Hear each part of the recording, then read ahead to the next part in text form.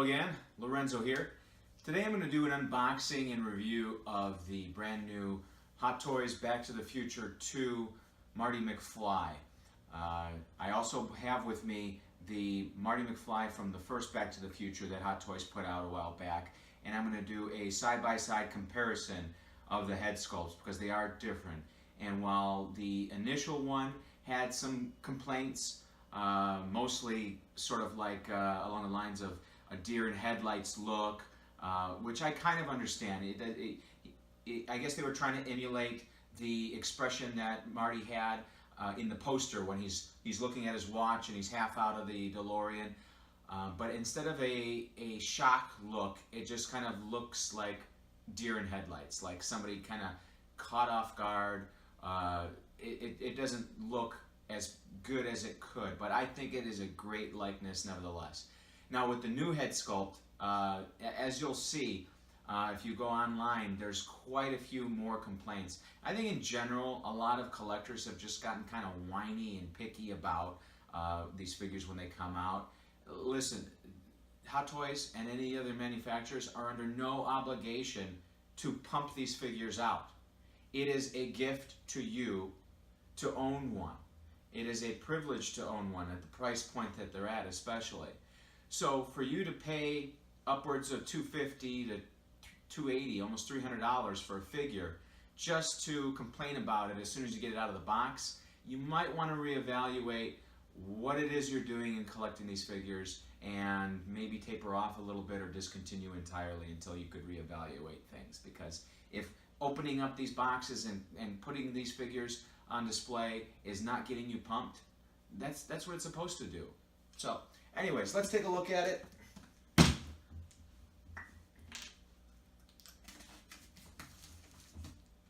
I think it's interesting that some people, when they consider reselling some of these Hot Toys figures, a lot of buyers are very picky about getting this brown, ugly brown outside box. They don't want to buy the figure from you unless it comes with this outside box. I throw this out right away, or actually I save some of them in my garage so I can use them for shipping when I sell figures on eBay, even though they're not the figures that the box was intended for. All right, right off the bat, the box reminds me, it's been a while since I've seen the box from the first figure, but it looks an awful lot like it, except that obviously it says 2 instead of just Back to the Future. All right, the usual introductions to the cast and crew that created the thing. And it looks like very well packed.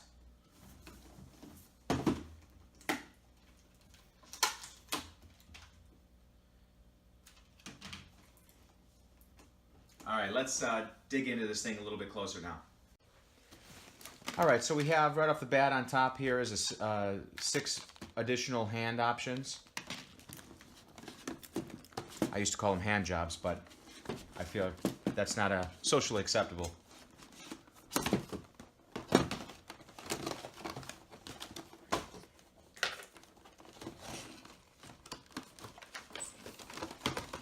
All right.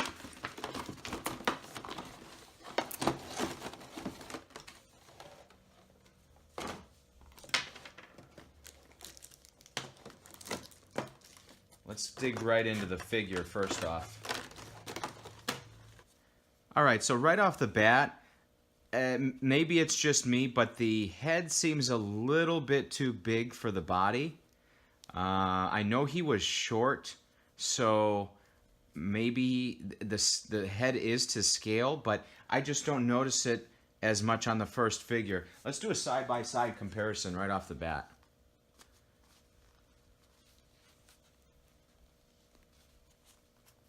Okay, so yeah, the head does look slightly wider in the Back to the Future 2 version. The hair is also slightly different in color. It's a little bit lighter in the first version. Sideways, slight difference, but hardly noticeable there. height is slightly shorter on the newer version.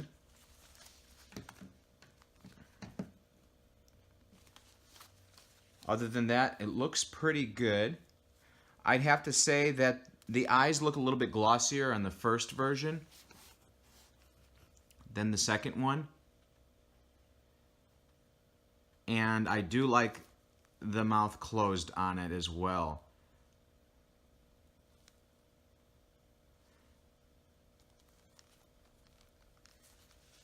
Now, one thing you notice right away when you take this out of the box is it doesn't say Nike like it does in the film. There as well. Now, I know that's a licensing issue, and the question is, though, whether it was Hot Toys not wanting to pay for the licensing or put in the extra effort to get that situated, or are they just realizing that there's aftermarket options available for customizing? There's decals that I already have placed an order on eBay that were $20, and I purchased from the same guy before to get the decals for the Series 1 version. So as you can see, the Nike symbol is on the shoes there, just like in the film, and all the branding for the accessories as well. The East Pack on the backpack there. The skateboard as well. So you got the full names there. On the camera, GVC, all the branding on the camera as well. So as soon as that comes in, I'll customize this figure as well. The sleeves are rubberized. I do like that. The pockets don't open on the jacket. It might have been nice if they had the option to pull them out as well, like in the movie where they customize the length. Like in the film, the pockets are inside out. That's pretty cool. Let's take a look at some of the accessories here. Alright, so you got the footwear box. Once again, no Nike symbol.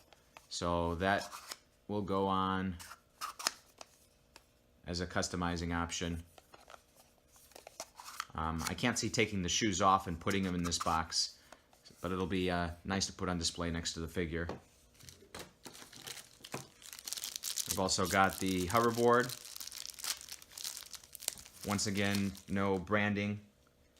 The Mattel is just a blank circle. I'll put the decal on afterwards when I get that.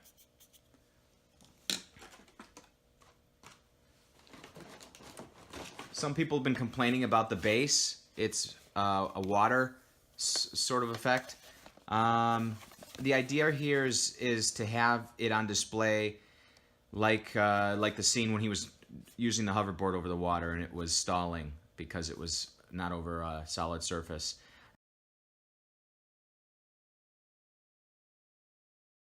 And take this off here. I do like how it looks on display with the hoverboard, but as a standing figure, obviously you wouldn't want to have it on here. You would want to use the well, you know what?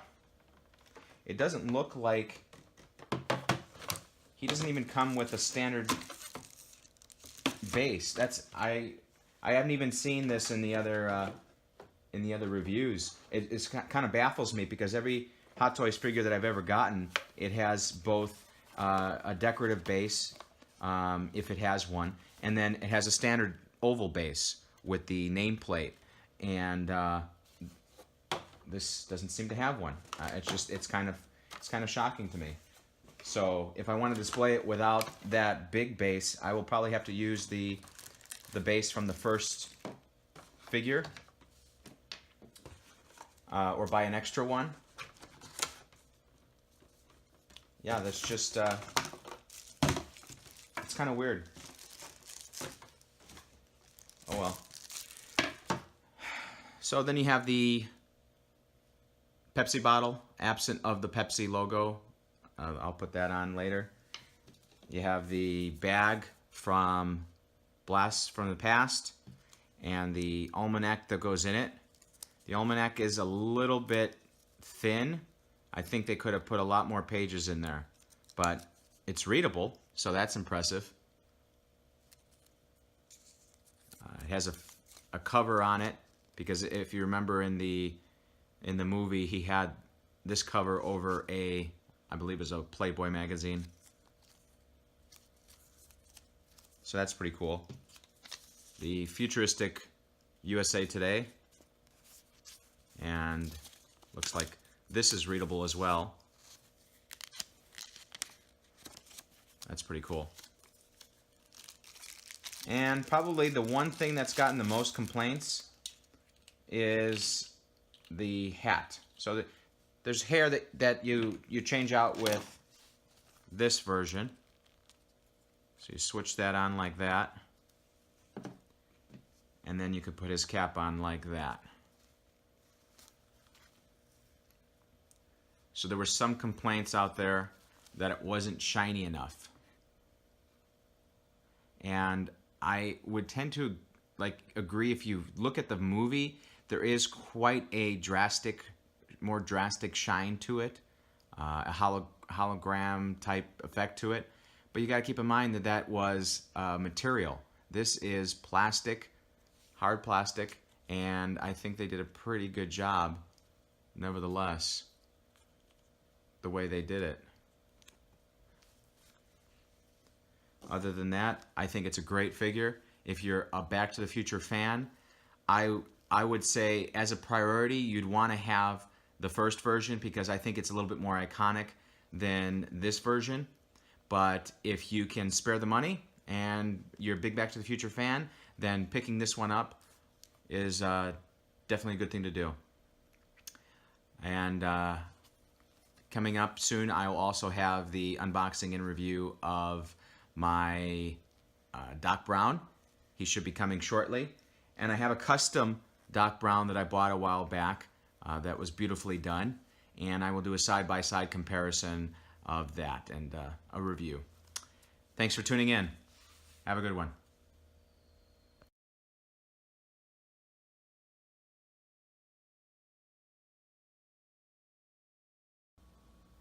Hey, all right, I just wanted to do a quick post note here, an update on the figure. I got the decals in the mail and have completed the customizing, and I just wanted to show you what that looks like. So we'll start with the hoverboard. As you can see now, it has the Mattel logo on it in both locations instead of just a red circle. The Pepsi bottle has the official Pepsi logo now. The footwear box has the Nike logo. The shoes, we have Nike on the front.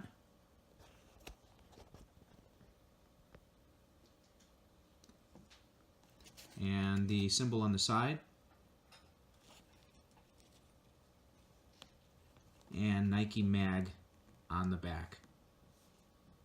The decal application is pretty easy. You just cut as close to the line as possible. You put it in water, slip the decal off the paper backing, and put it on in the right position.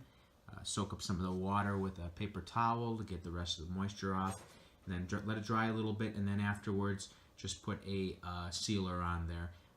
And if it's a gloss sealer, then some duller after that to take off the gloss.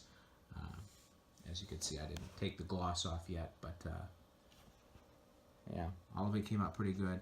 Now when you order those decals, I gotta warn you, 20 bucks is a little steep, but